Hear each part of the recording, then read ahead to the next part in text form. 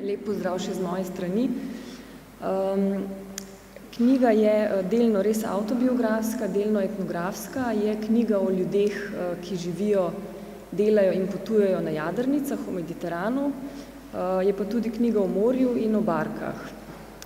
Je antropološka monografija o tako imenovanih življenjsko-stilskih migracijah, ki pristopa k predmetu preučevanja skozi etnografski pristop. In zdaj jaz na tem mestu v teh 4 minutah ne bi rada šla čez vsa poglavja knjige, to bi potem prepustila potencialnim bralcem, ampak bi se morda ustavila pri 2 točkah zelo na kratko, in sicer pri sami etnografski metodi, ki močno opredeljuje to knjigo, in pa prebrala bi vam drobec iz etnografskih portretov, ki so predstavljeni v knjigi, z željo, da vam vzbudim zanimanje za branje.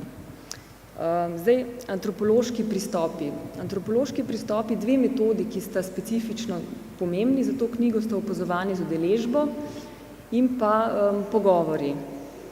Opazovanje z udeležbo pomeni biti prisoten, enostavno povedano, biti prisoten v življenju ljudi, ki jih opazuješ.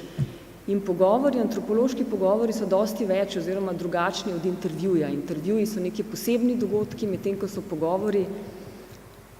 pogovori o življenju v življenju samem. To so vsakdanji banalni pogovori, iz katerih potem izvemo neke drobce iz življenja ljudi. Kaj pomeni to recimo v mojem konkretnem primeru? V mojem konkretnem primeru je ta antropološko opazovanje pomenilo, da sem jaz živela z ljudmi, bili so moji sosedje na sidriščih, gibala sem se z njimi, bili so točke na mojem radarju, rekonstruirala sem njihova življenja. To pomeni, da večkrat razmišljaš o ljudeh, tudi sanjaš o njih.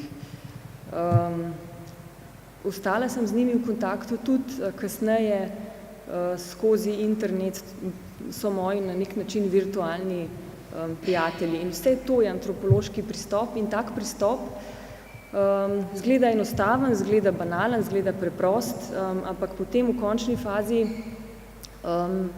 meče posebno luč na kategorije, ki jih uporabljamo znanstveniki. Recimo v mojem primeru na kategorijo migranta, popotnika, turista. Kdo so te ljudje? Eno od osrednjih vprašanj v knjigi. So migrantje, popotniki in pa kako misliti to migracijo.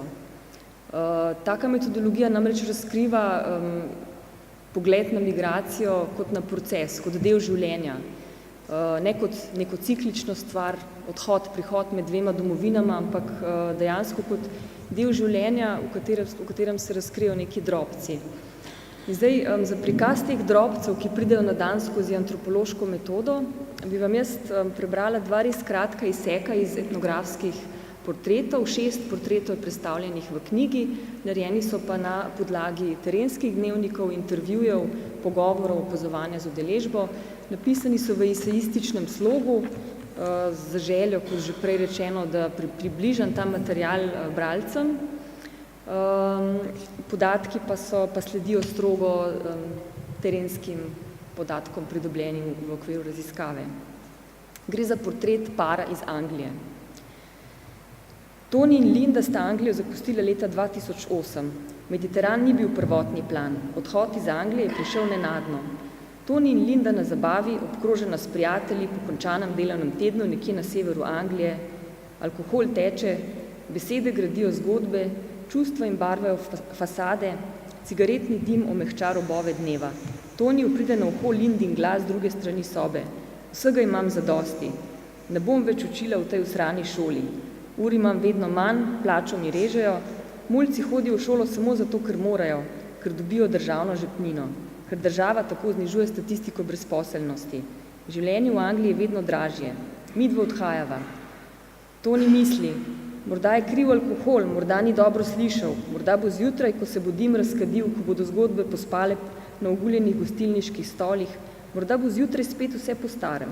8 ur službe, televizija, šoping, večer v pubu, 8 ur službe, televizija, šoping, večer brez puba. Zjutraj zgodba še vedno stoji. Odhajava, si za. Toni je za. Toni je za že od svojega 20. leta, ko se je prvič ukrcal na krov ribiške barke in z nje odšel šele, ko so ga na nosilih transportirali v bližnjo bolnišnico. 10 let je ribaril v severnih morjih, na kolenih čistil mreže, s palube pobiral na tone školjk in rib in pri 30 letih obležal. V hrbtu je nekaj počilo. Toni je odšel na operacijo, 3 leta živel od invalidske podpore, a želja po morju ni splahnela.